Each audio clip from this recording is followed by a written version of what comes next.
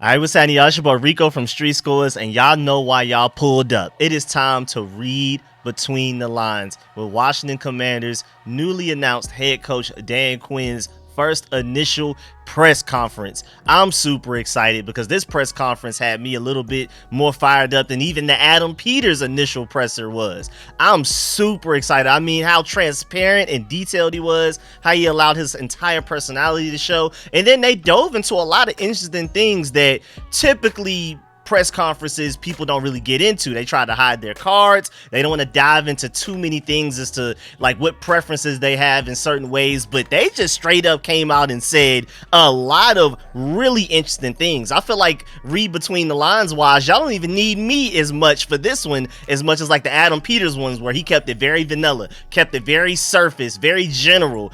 Dan Quinn dove straight into a lot of things. First of all, ex-offensive coordinator as of right now, Bieniemy is officially fired. Dan Quinn addressed that situation. Whitt Jr. will officially call plays now that he's officially the defensive coordinator. Dan Quinn wants to focus more so on the head coaching side of things. And then he also broke down why he wanted Cliff Kingsbury as his defensive coordinator. The reason is very exciting. I mean, just to give you a sneak peek, basically, his whole logic was, who was I afraid as a defensive coordinator to go up against as an offensive coordinator? In the Cliff Kingsbury system, Mike Leach, air raid system, coaching tree scares me to death, and I would prefer to have a guy like that on my side than to have to go up against them all of the time. So basically, he prefers to hire guys to work with him that scare him more so than friends, which is a complete difference from what we had to deal with the previous regime. I mean, there's so many things to talk about. How him and Adam Peters have like the same exact vision and mission. Like there's a very clear identity as well. They basically broke down exactly what this team's identity is gonna be. What are we striving for with these players? When teams are getting ready to prepare to go against us, are they going to have a headache with how much they have to prepare, and are they going to be exhausted before the game even starts? Like, oh man, we got to deal with this for the next few hours. That's the type of identity we're coming through. He said explosive, he said tough, gritty. I'm super excited. Also, he talked about that this will not necessarily be a rebuild, and I'm going to bring up history to show basically why that could potentially be true. Dan Quinn and Cliff Kingsbury have shown the ability to take over a team and turn it around immediately, as well as Adam Peters as well. Remember, the San Francisco 49ers are in the Super Bowl right now, but they had a second overall pick, which allowed them to get Nick Bosa very recently. Adam Peters helped turn that around big time with all of the Pro Bowlers and All Pros he found, especially in the late rounds of drafts and things like that. So, again, super long intro. I'm so sorry, but we're gonna go ahead and dive into everything. But before we do, you can tell I'm excited. Make sure you stiff arm that like button, stiff arm the subscription button, and stiff arm the bell next to that subscription button so you get notification each and every time I release an informative and opinionated video just like this one. Stay tuned, because again, with us hiring Cliff Kingsbury and then officially hiring Whitt Jr. as the defensive coordinator, and then this press conference and all of that, it's pushed everything that I already was working on back even further. Y'all know how this goes. So I'm working on a Dan Quinn theme mock draft that's going to be him trying to find the best players to fit the system that he had for the Cowboys, because the Commanders don't necessarily have those players yet to run the exact same system he was running in Dallas, him and Whitt Jr. Same thing with Cliff Kingsbury. What are some offensive players that we can get in this upcoming draft, especially a lot of sleepers in the late round that Adam Peters can do a great job of identifying, scouting. They can get them, develop them, that's going to help maximize the productivity and efficiency of this air raid system that Cliff Kingsbury wants to run. That runs the ball a lot more than people think as well, more than a typical air raid system. Gotta credit that. Also, I'm working on a full film session breakdown of the Cliff Kingsbury offense. I've already done 2 big 40-minute long breakdowns, like just talking to you, but I want to do like an hour-long plus like film session, all 22, where I show you on screen what I'm talking about, exact examples from him in Carolina, USC, all of that. So stay tuned for all of that, but let's go ahead and get to this video. Let's get it.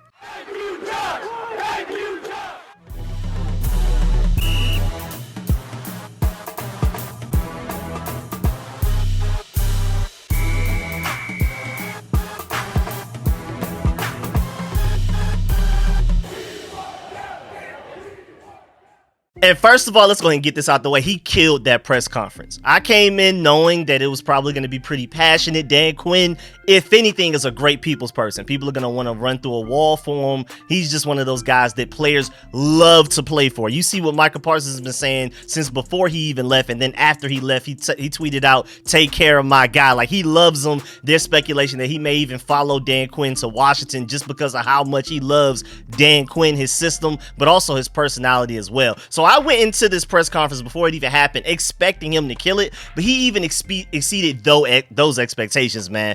And you can see how he killed the interview to get the job as his head coach. I mean, his ability to meet people face to face and get them on board with his vision and passion, that all came through in the press conference. You can literally see from that press conference what Adam Peters and Josh Harris love so much about him. And again, as a guy that did prefer some of those other head coaching candidates out there over a Dan Quinn, I'm still very excited about Dan Quinn, and this press conference has me even more excited. Now, of course, a press conference isn't the end-all be-all. That doesn't just guarantee because he had a great press conference, we're about to be a great team. But the things that it seems like he's prioritizing and focusing on the most is just such the direct antithesis to what we had in the previous regime with Ron Rivera. I just have no choice but to be optimistic about where this organization is headed, especially with Adam Peters controlling all of the team personnel things along with my dog Eugene Shin. I can't wait for my boy Eugene Shin to come out and also speak on some things as well, but he does seem like kind of like the behind the scenes type of guy. But either way, we're headed in the right direction.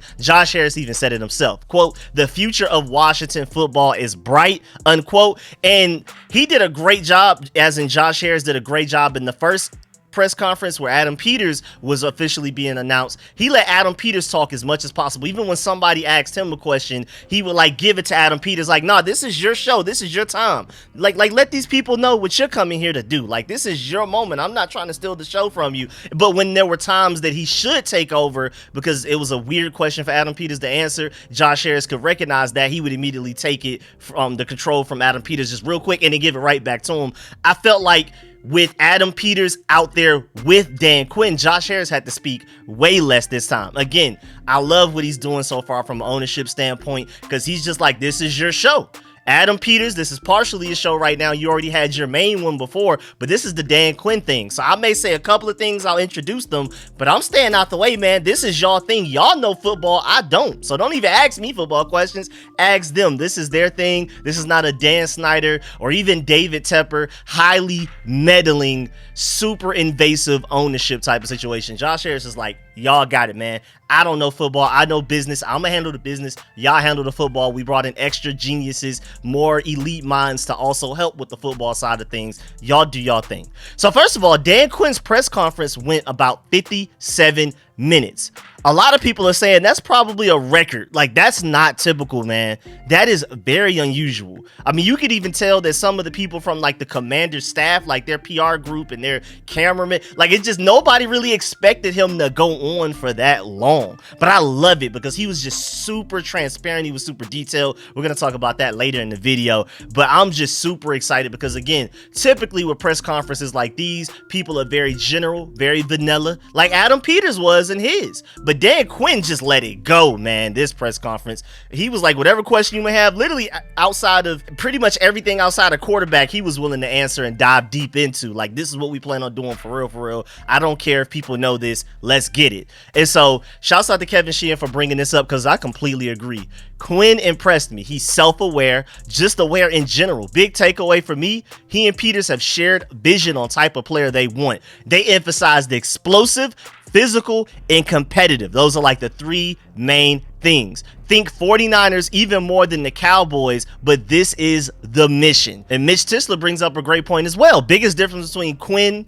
and Ron Rivera, he said this last guy, but Ron Rivera on first impression is exactly this: self-awareness, which is enormously important for a guy getting a second shot at being a head coach. And he has let it be known that he is taking full advantage of this second opportunity, because a lot of people after being fired as a head coach never get that second chance, and he's not only extremely excited but also very grateful for this opportunity. He's prepared to do everything it takes to do everything right that he previously did wrong for the Falcons, and anything that he learned on the way along with being a defensive coordinator for the Cowboys, he has done everything he can to self-audit, call players and coaches from his previous regimes and be like, man, what could I have done better? Please be very candid with me. Don't hold back at all. And he just seems so excited and dedicated to turning this team around. I'm super excited. And I love the quote he said. When he first started, he said, quote, "Nothing I enjoy more than doing is hard S-word with good people," unquote. So basically he's saying that he wants elite people around him and they want to take challenges hard, just head on. They don't care about, they don't want to take the easy route or anything like that. Let's face the most difficult things as possible. Let's attack those. Let's dominate those. Let's be great. And I want great people around me to help me do it. I'm super excited. That's a great way to look at it. And he definitely did that, man. You could argue that him taking that terrible defense of the Cowboys and turning them into a great defense immediately, like literally in the first year, how just he took them from one of the worst defenses in the NFL to one of the top, shows that he has proof that he can do that. Also, shouts out to Craig Hoffman for this one. Great line to close it out. He says when he finished his first year in Atlanta, Matt Ryan told him it felt like he got traded, but he went back to the same building. And Dan Quinn said to himself, good job. I absolutely love that, because Matt Ryan was basically saying that when you came in within just 1 year of being the Falcons head coach, even though I'm still on the team, the same exact team I've been on for a while now, it just felt like I got traded with how different everything was, with the vision, with the spirit, with the motivation, with the leadership and everything, how we're running everything. And Dan Quinn literally said to himself, good job. Like, that's what I want to do. I want to come here, and for even guys basically like a Terry McLaurin or a Jonathan Allen, I want this to feel as if you're on a completely different team from what you're used to. Even though you're still on the same team, you're going to the same practice facilities, you're playing in the same stadium. I'm coming in here to bulldoze everything that was here before me, and it's gonna feel like an entirely different team, different name, different jerseys, different colors, everything, different location. That's the type of impact he wants to have on his teams, and I like that goal as well. Also, he spoke on his defensive evolution going from Seattle to Atlanta and to Dallas, and his biggest quote was, quote, "Coming back from the second lap, I knew I wasn't going to rinse and repeat," unquote. And again, that's the self-evaluation. That's the self-awareness to know, yeah, okay, I made a mistake here. Let me fix that going into the next place. And then after I go there and I'm leaving there, what could I have done better to be better for that situation? And then he's taking all of those notes, all of those reviews, self-reviews, reviews that other people have told him, again, be completely candid with them. That's what he literally asked people like Logan Paulson, and he's literally incorporated that into what his plan is for the Washington Commanders. So if anything, we're probably going to get the best version of Dan Quinn ever. And again, we're going to talk about it very soon, but to take the Falcons from bad to Super Bowl within 2 years of being their head coach has me very excited about where we could potentially go, especially very quickly. And people asked him, is this a rebuild? And Dan Quinn literally said, nah, he called it a recalibration, which is really interesting. That's a new one there. I'm not going to lie. That's a new one. He said, quote, "You will not hear me say the word rebuild at all. There's no timeline on it, but we will push hard," and that they're focusing on accelerating this process. This is not your typical we need 5 years thing. We're trying to hit the ground running immediately right now, and we're trying to basically do what the Texans just did. Second overall pick to win the division, winning a playoff game. Dan Quinn's vision is to basically be that. So, you know, a lot of people come in, take over an organization, come in with built-in excuses, kind of like Ron Rivera did, basically saying, I'm gonna need like 4 years and stuff like that. And so don't have these high expectations, because when we're losing year 2, year 3, remember I told you in the beginning, I need 4 years to turn this around. Dan Quinn's like, no, that's just an excuse. We plan on turning this around immediately right now. Also, I feel like it's really funny because all of Washington, D.C. sports right now is using a lot of RE words that don't deal with rebuild. Because you have the Wizards, they just came out and said back in September, they plan on using a restart, a reshuffle, and a reshape, but definitely not a rebuild. Then you have the Nationals saying they plan on reloading, but not rebuilding. And then now you have Dan Quinn saying we're going to recalibrate but not rebuild. Really interested, man. That just seems to be the buzz around DC sports right now. We're not rebuilding. It's just another RE word. We don't want to use that word. That word is forsaken around here. We're not going to speak that into existence. And honestly, with the hirings that he's made so far, I think that they are really trying to turn this thing around immediately. Because, again, no more I need 4 years talk that we were hearing from the last regime. Every time we started losing, Ron Rivera would basically say, well, I did tell y'all I needed 4 years and it's not 4 years yet. All of that type of stuff. So I'm super excited about this guy coming in and not even giving us those excuses early on. And he said, and I think there is proof in the pudding, because with the hirings he's made, I do believe he could turn this around pretty quickly, because Dan Quinn took over a 6-win Falcons team when he first became the head coach. The year before he got there, 6 wins. They were in the Super Bowl 2 years later, with an entirely different staff that he brought over. He brought Joe Whitt Jr. over with them from the Green Bay Packers. He brought Kyle Shanahan after a lot of people considered him a failure with the Browns. A lot of people doubted that hire. They hated it. They hated back then. If you go look at those tweets, I pointed this out in my previous Cliff Kingsbury video, but if you go back and look at the tweets about the Falcons hiring Kyle Shanahan as their offensive coordinator years ago, go back literally to that Twitter thread. The hate in those comments is even worse than what people are saying about Cliff Kingsbury right now. And look how that turned out. So don't just give him the benefit of the doubt when it comes to putting together a great staff. And like I said, even after we already got denied by Ben Johnson, Bobby Slowick, and Mike McDonald, and then we were left with Dan Quinn potentially being our head coach, I pointed out the fact that even before we hired him, that if you could say between all of those candidates, including Bobby, Ben, and Mike McDonald, who I honestly did prefer, but we missed out on him, and I'm very excited about Dan Quinn too. But I said even before we hired Dan Quinn that between those top 4 guys, including Dan Quinn and the other top 3 candidates, that you could argue that Dan Quinn has the best ability to put together the best staff. He has the strongest connections around the NFL, the longest word, the name that holds the most weight. He can, like, compared to a Mike McDonald who's still struggling to find an offensive coordinator right now. Cliff Kingsbury chose us over the Seahawks and over the Raiders. Now, with the Raiders, they're saying it was because of a contract situation. They were offering him 2 and he wanted 3, and we were willing to give him that 3. But again, Mike McDonald, genius. One of my top candidates, but he's struggling to put together a staff with a great offensive coordinator because this guy doesn't have the connections around the NFL to pull those types of strings.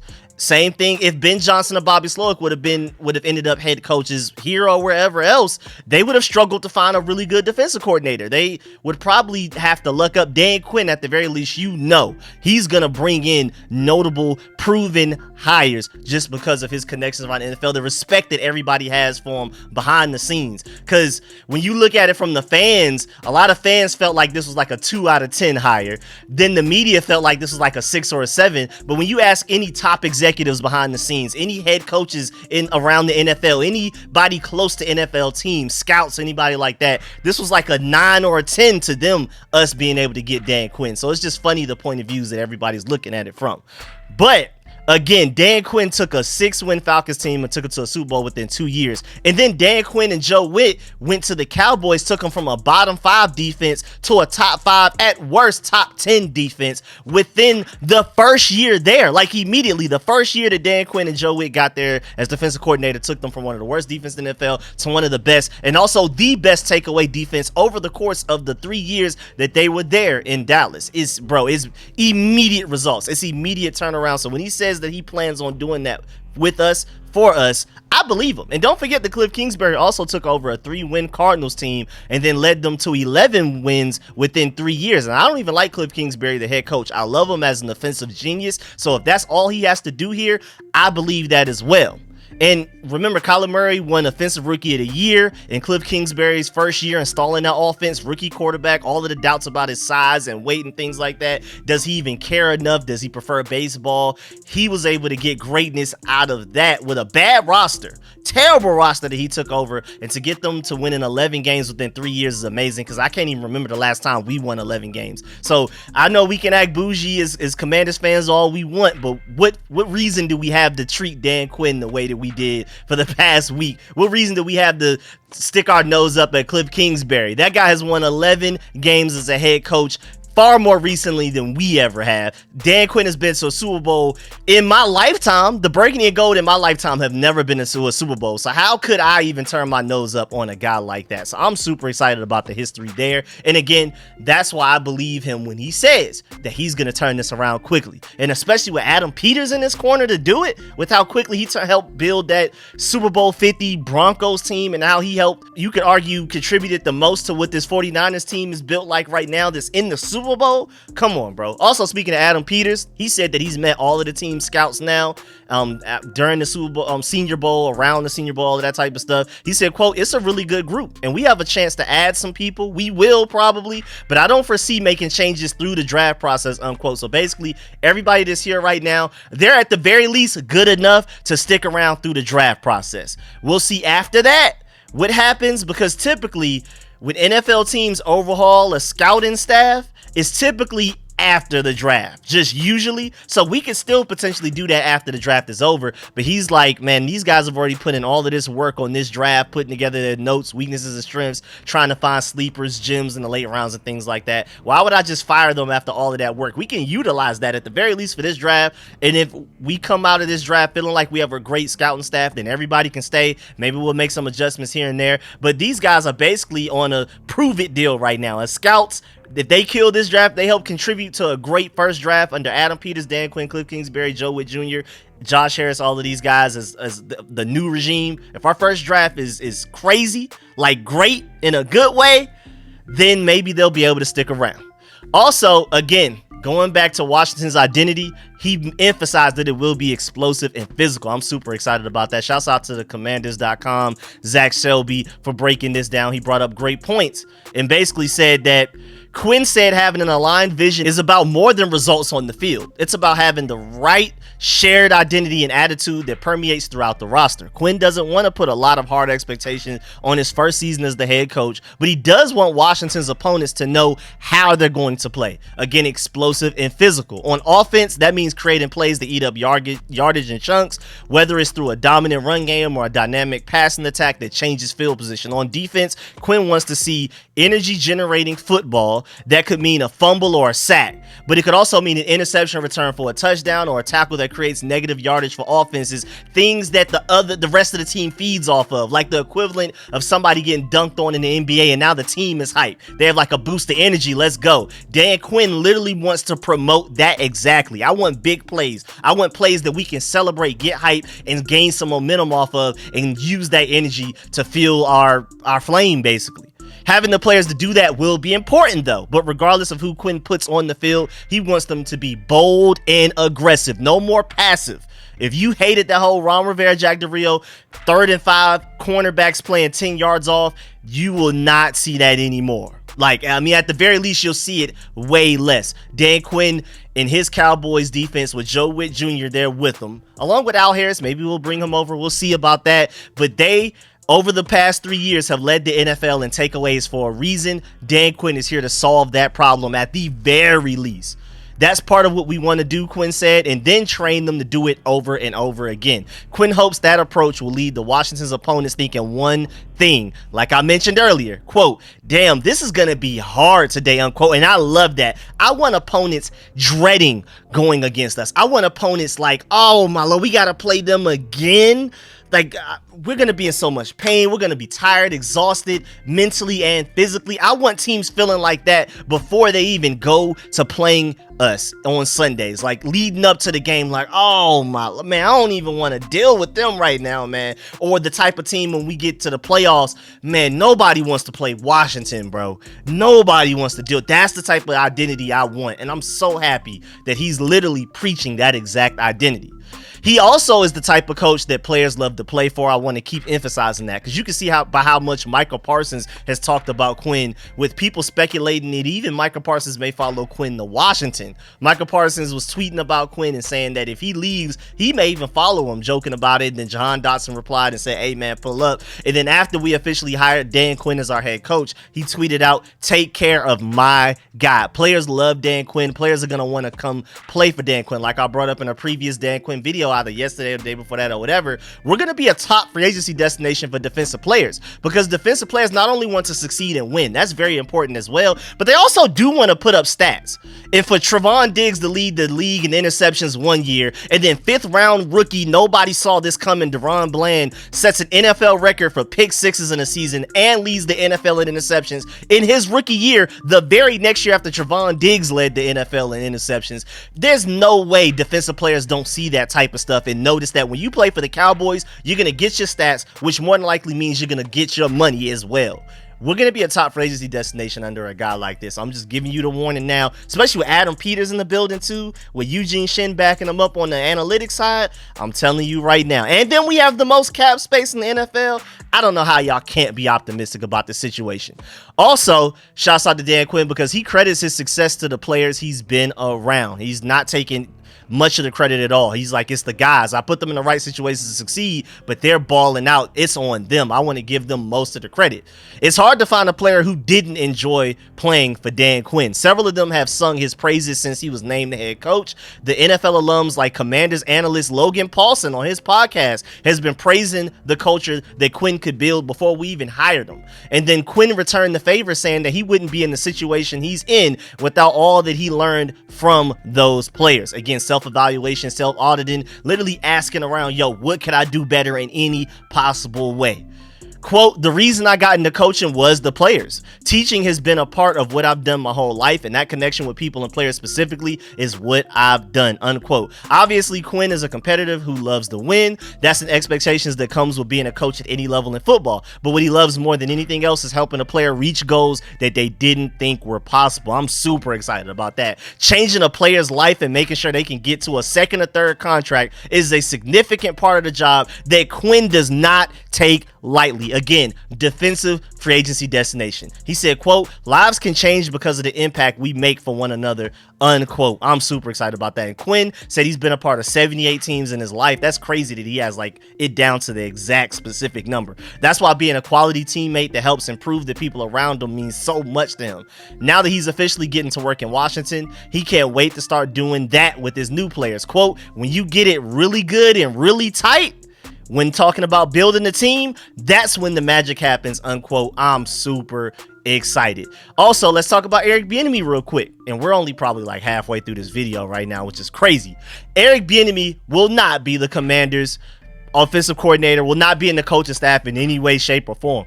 Some people were thinking that maybe he'll just take a slight demotion. Maybe he'll just go revert back to running backs coach or something like that. But it's ugly for him right now. Unless he's able to get that offensive coordinator job with Mike McDonald over there for the Seahawks, it's not looking too pretty for Eric Bieniemy. And I kind of feel sorry for him, because Dan Quinn, he was asked about Eric Bieniemy in the press conference. He straight up said he met with Eric Bieniemy today and has a great respect and a brotherhood with Eric Bieniemy, but they will not be coaching together here. They're moving on from Eric Bieniemy. Cliff Kingsbury is coming over to take over the offense completely. This is his offense, plain and simple. His whole thing to run, play calling, design and scheme, everything.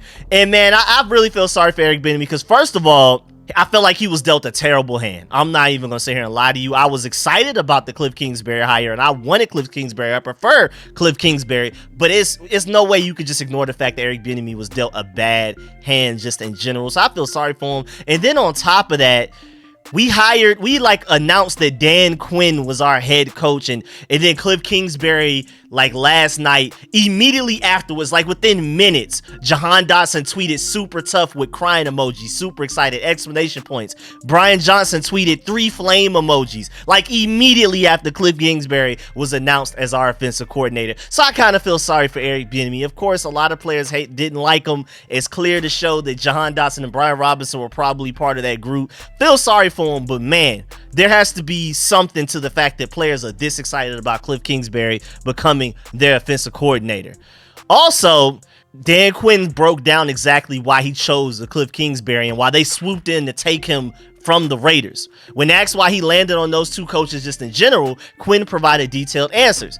He and Kingsbury have known each other since their days in college. Quinn was the defensive coordinator at Florida Traders. As a Georgia Bulldog fan, I'm always going to make fun of him for that, because Mike McDonald was a Georgia Bulldog through and through, played there, coached there, all of that type of stuff. So that was another reason why I was rooting for him. Now we have Dan Quinn. He was the defensive coordinator at Florida. But you my boy right now. But back then you weren't my boy. When Kingsbury was the offensive coordinator at Texas A&M.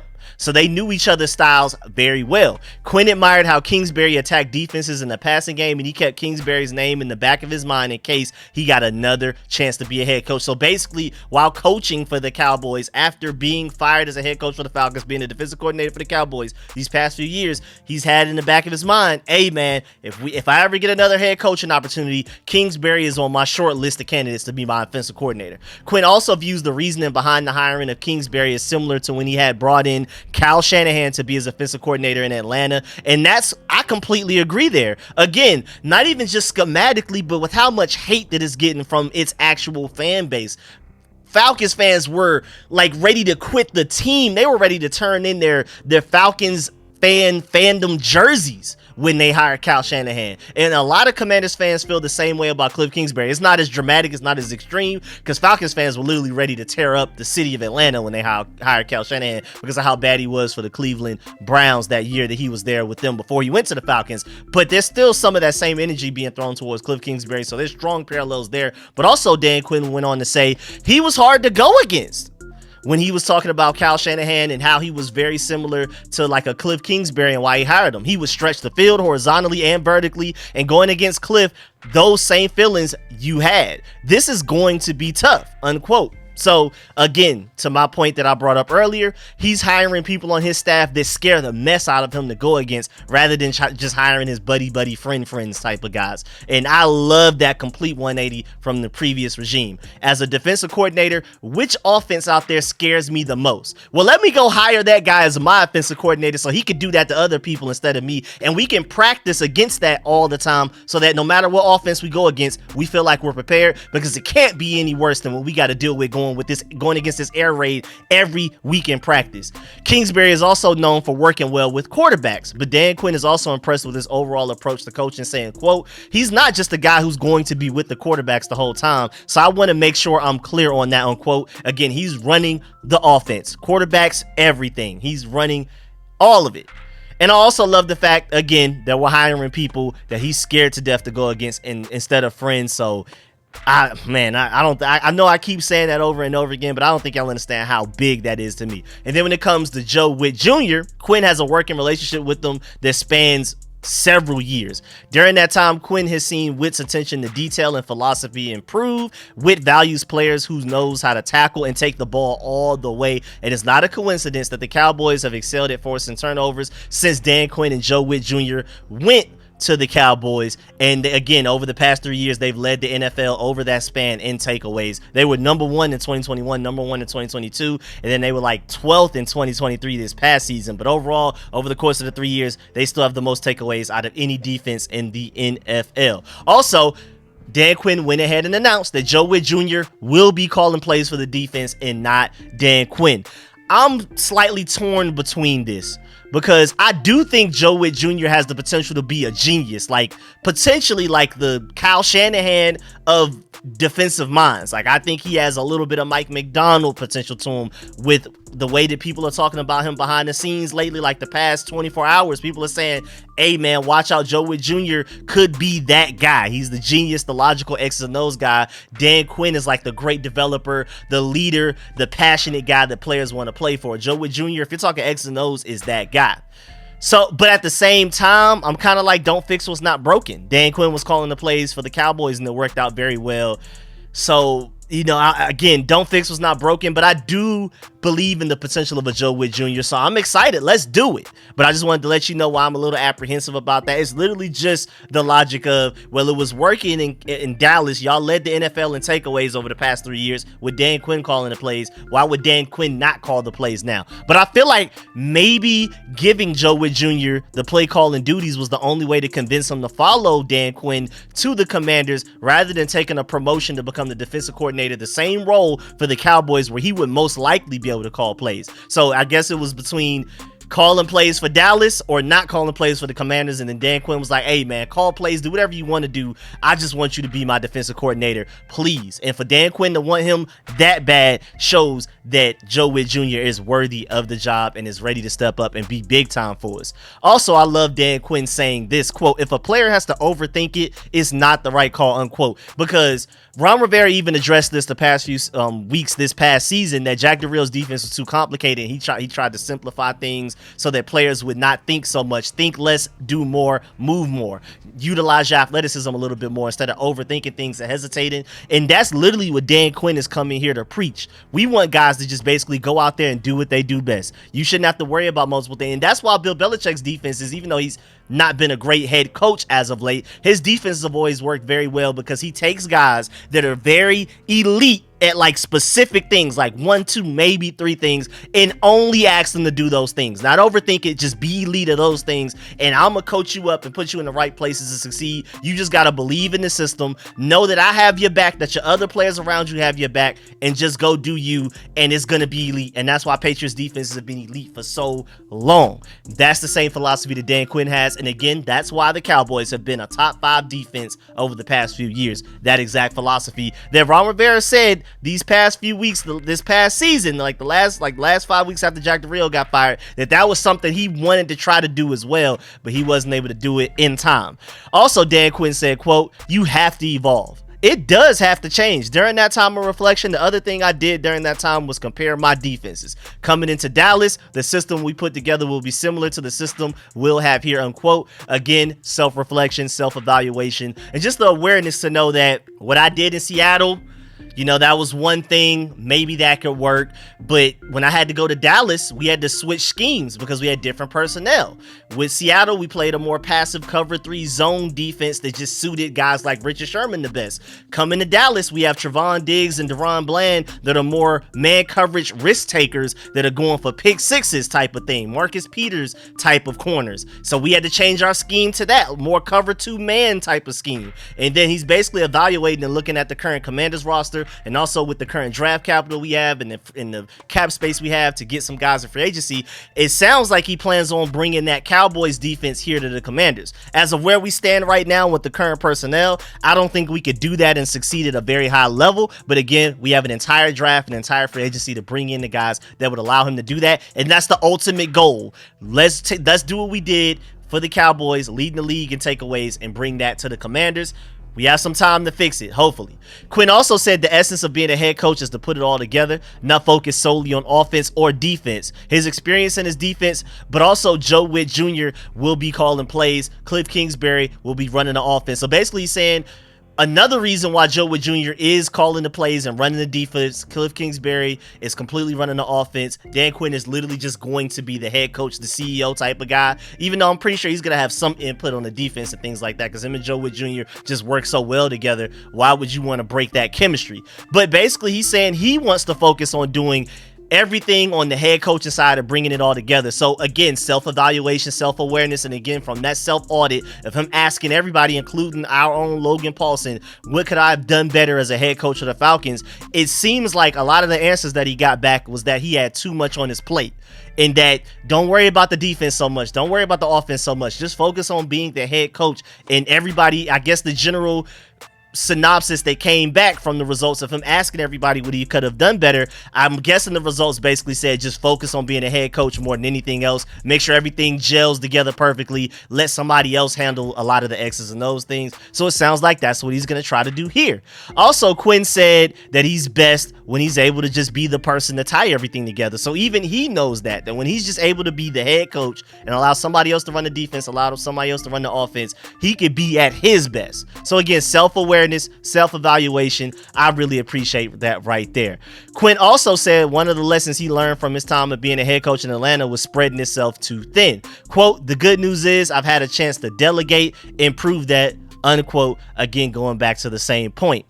And again, him and Joe Whitt together have done a great job maximizing talents and bringing out people's greatest strengths. So I'm very optimistic about them being able to turn this defense around very quickly like they did for the Cowboys. He also said, quote, I want to find unique stuff a guy has and then find ways to put them into that, unquote. So not only does he want to find guys that are elite at specific things rather than the whole positional flex thing, this is the complete opposite of that, the complete antithesis of positional flex. Rather than having a guy that's decent to good at a lot of different things like a jack of all trades, he wants to find a guy that's a master of one or two things and ask him to do that. But also in that quote, he's saying that maybe a guy doesn't know that he could be elite at this other thing. We're going to ask him to do it, and if he happens to be elite at that, go do that as well. He's going to try to find greatness out of everybody, even if that specific person doesn't even know what their own greatness is yet. Dan Quinn's mission is to find that for them if necessary. Super excited about that.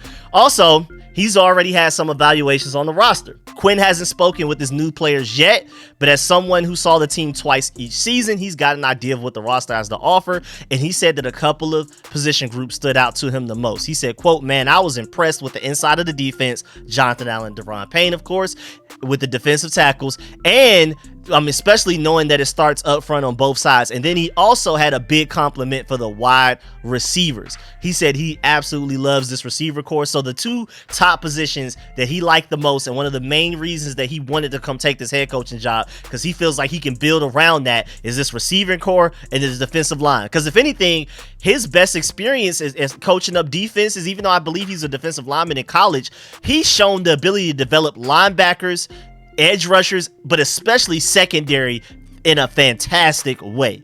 So if he already comes in and already has two defensive tackles better than what he's probably ever coached in his career, he's like, this is beautiful. This is a match made in heaven. I've never had a Jonathan Allen and Deron Payne, and I've still had elite defenses. Imagine what I could do to build around those guys. And then again, he also said and pointed out that he loves the receivers on this team, and I'm pretty sure Cliff Kingsbury is going to love them as well. But we got to add a lot more because we don't have a lot of receivers currently on roster right now. Please re-sign Curtis Samuel. I beg you. And now when we're talking about those two positions that he said were good, you got to think about the fact that means so the other position groups that we have are lacking when it comes to secondary, safeties, corners, linebackers, edge rushers, running backs, offensive line, and then especially quarterback. He pointed out receiver and defensive tackle. He didn't say nothing else about any of the other positions, so he's clearly looking as a head coach like, yeah, we got some work to do there. And when it comes to talking about quarterback, that's really interesting. Because after, he avoided the question when it came during the pressure when talking about quarterbacks. But after the presser, he had an interview with Scott Abraham one-on-one. And he said that they are still very early in the quarterback evaluation process. So he has no idea if they're going to decide whether to stick with Howell, get a quarterback in free agency, or draft a guy, especially like number 2 overall. Yet again, they're very early. But after he gave that political answer, that vanilla answer that a lot of people, of course, expected, which makes sense. I mean, of course, him being here for only a couple of days, just now meeting Adam Peters for like the past couple of weeks, for real. Of course, they don't have a plan at quarterback yet. I mean, we just got Cliff Kingsbury after we hired Dan Quinn. He was officially hired last night, so of course we don't have a plan there. That actually makes sense. That's not just them being political, even though that's the right answer. That's actually the real answer, to be completely honest, especially with them being so transparent everywhere else. It just makes sense that he answered that way. But also after that political answer, he said he also went on to give Sam Howell a few big compliments, talking about his arm, his ability to make plays off schedule, and basically was saying, I mean, he didn't say this directly, but he said the compliments that he gave about Sam Howell sounds like a quarterback that could be great in an air raid system, which Sam Howell also ran with his time in UNC a couple of years ago. So you never know. So I just thought that was very interesting. I definitely wanted to mention that. But Adam Peters, during the press conference when talking about quarterbacks, he said, quote, we just got started, so we haven't even had discussions yet as a staff with that. Obviously, it's the most important position on the field. Thank you for acknowledging that. And we're going to put a lot of time into it. But as of now, we haven't even gotten started on that one, unquote. And I'm pretty sure that's going to be one of the biggest priorities, if not the biggest priority in the offseason. But right now, man, we're just getting started, man. So everybody relax. I'm confident in their ability to figure out whatever they need to do is whatever was going to be best for the team, especially long term.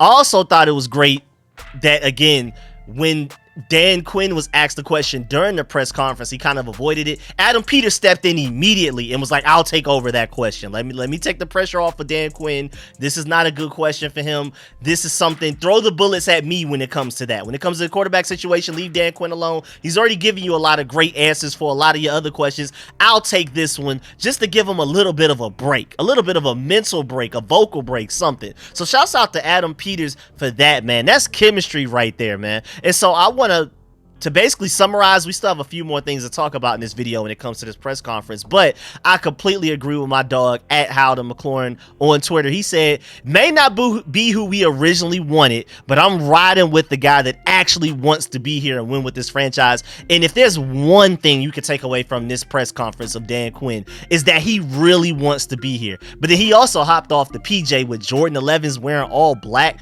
Come on, dog. Like, how can you not be inspired by that? And then he even went on to talk about how the Washington Commanders were a perfect fit. He said, and this is again coming from Zach Selby of the Commanders.com, direct reporter for the Washington Commanders. He said, this isn't the first time Quinn has been involved in a coaching carousel since he left the Atlanta Falcons. He's been considered as a candidate with other organizations over the past 2 seasons, but he turned down those opportunities to stay with the Cowboys. And so Quinn basically got to a point where he couldn't pass on Washington. So why? Because the situation fit everything he was basically looking for. He said, quote, I was looking for specific markers because if I wasn't going to find them, then I wasn't going to do it, unquote. So this was like a situation where Dan Quinn could have potentially have been left Dallas as a defensive coordinator to be a head coach elsewhere in previous head coaching cycles, but he decided that this was the perfect time to do it. This Washington Commander situation, like I've been saying for months, is a top head coach landing spot, and he really wanted to take that opportunity. Quinn's approach to looking for a head coaching opportunity was different from when he was hired by the Falcons. He knew exactly what he wanted for his next job. Again, self-evaluation, self-awareness. This time around, he knows exactly what he's looking for, and much of that centered around having the right vision with the owner and the general manager. That may not have been a checklist that he had before he took that Falcons head coaching job. He was like, this is my first chance of being a head coach in the NFL. I got to take it no matter what the situation is. But this time around, he's been more patient, and he's like, when the right opportunity arrives, I'm ready to do it. And having the right owner and general manager was a big part of that checklist, and we checked that off for him. He found that in managing partner Josh Harris and general manager Adam Peters, and once he took the franchise's historical mark on the NFL into account, Quinn knew it was the right spot for him to be. Quote, it was the one that was like a flashing light to me that said, this is the moment, this is the one, unquote. And Quinn fit the qualifications that Peters and Harris were looking for as well. As Peters said, he knew, quote, almost right away, unquote, that Quinn would be a good coach for the organization. Remember back in his press conference a couple of weeks ago, Adam Peters said leadership is going to be the number one thing they're looking for in a head coach. And that's exactly what you get in Dan Quinn. Quote, every time we spoke with Dan, it became more and more clear that he was the guy. We interviewed him twice, and it's like both times we were speaking the same language, unquote. And that's huge, man. So basically Adam Peters and Dan Quinn, once they were like actually speaking to each other back and forth, it was kind of like, man, we kind of have the same vision. Like, I didn't expect to like you this much. I didn't expect us to be on the same wavelength this tight, like for us to have this much chemistry already. I love that. Also, shouts out my boy at Burgundy Blog for bringing up a great point. Many prefer Mac McDonald to Dan Quinn, myself included. But Mike McDonald hasn't found an offensive coordinator just yet, like I mentioned earlier. And Seattle felt the need to hire Leslie Frazier as an assistant head coach, basically a babysitter, to help Mike McDonald find his offensive coordinator, versus Kingsbury, who's already a proven offensive genius that Dan Quinn already was able to pull in himself, again, which goes back to my point, but it goes into greater detail about how Dan Quinn, out of the top head coaching candidates, you could argue could potentially put together the best staff, and I would agree that he probably did that. I'm not gonna lie. The Bears staff that they put together looked great. A few other people, I believe the Chargers put together a pretty decent staff, but you can argue the Commanders put together the best coaching staff as far as like defensive coordinator, offensive coordinator. I'm very excited about Cliff Kingsbury in my personal opinion.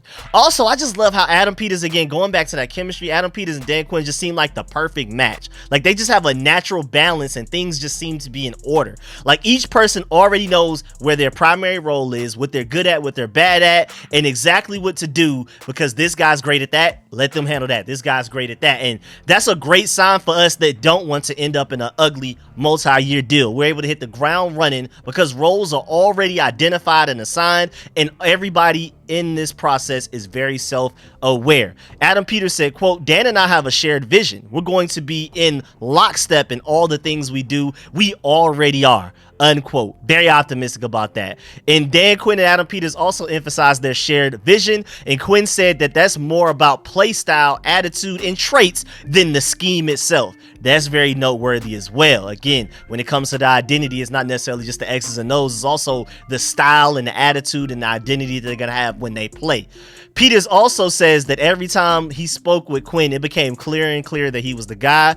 Quote, again, it felt like we were speaking the same language, unquote. And that's big time, man. Again, I was already pretty optimistic. I already started to convince myself and look at things from a positive light, glass half full. But after this press conference, not only things that Dan Quinn said, but things that Adam Peters said, who I hold in very high regard, a guy that I'm very high on, very optimistic about being our general manager, with how happy he is to land Dan Quinn on his end. It just feels like everybody feels like they won. Dan Quinn is super excited to be the head coach for this ownership under Josh Harris, Magic Johnson, and Adam Peters being his general manager. And on the other side, Adam Peters is just super excited to be able to get Dan Quinn, and I'm very happy about that. Dan Quinn also mentioned how cool it was for Adam Peters and his wife to meet Dan Quinn on the runway last night when they landed.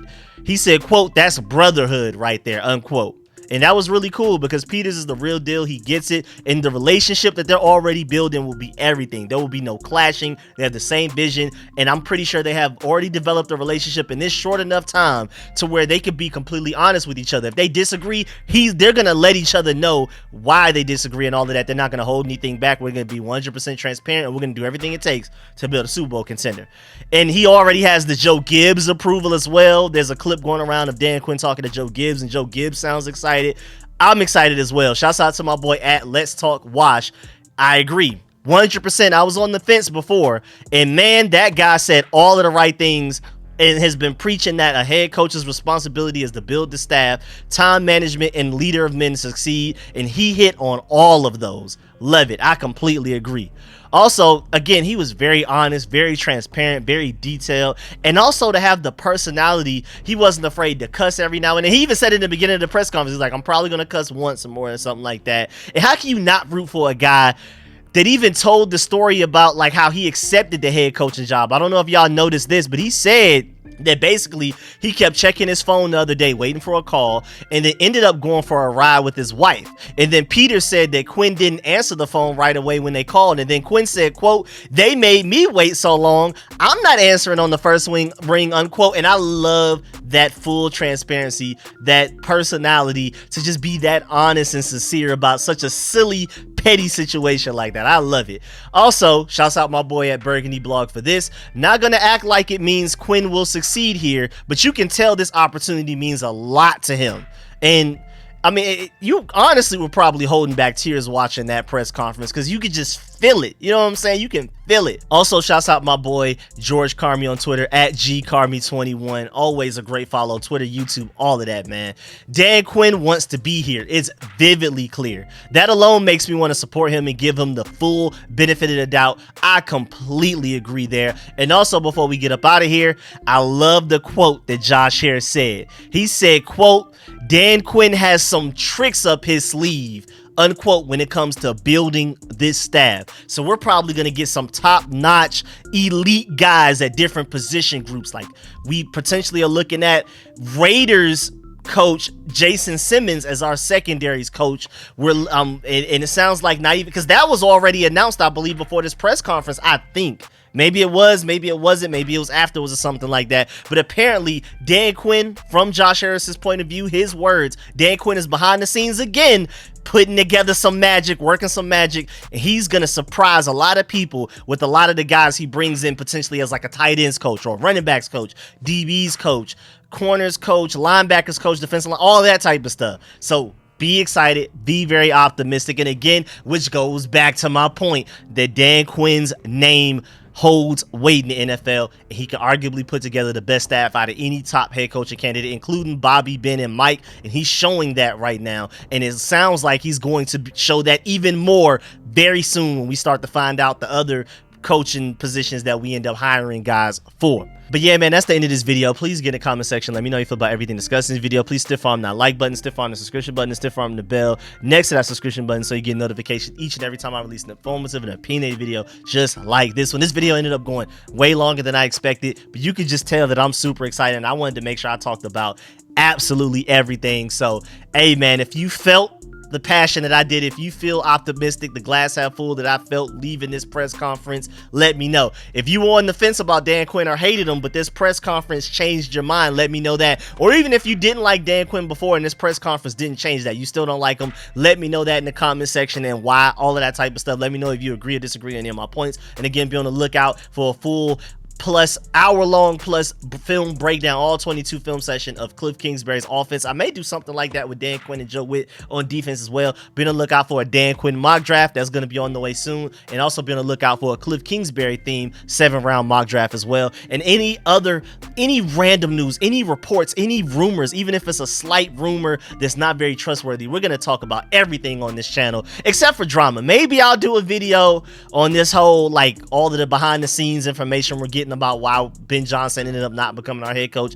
Maybe I'll talk about that in the video. I don't know. I typically don't like to avoid stuff like that. I'm not the drama type of guy at all. I'm like, yo, can we move on from that? That's just how I am. But I may do a video breaking down all of the reports that I heard, and it's going to be more so this person said this person said that, than me giving my personal opinions, because again, I'm not even into that type of stuff. Even whether it's football or not football, sports, outside of sports, I'm just not that type of guy that cares about that type of stuff. I tend to stay away from that, but I know some of y'all may be waiting on that information, so I may just put together a video for y'all just for that, for those of y'all that may want it. So man, I appreciate y'all. Stay tuned. Catch y'all later. I'm out.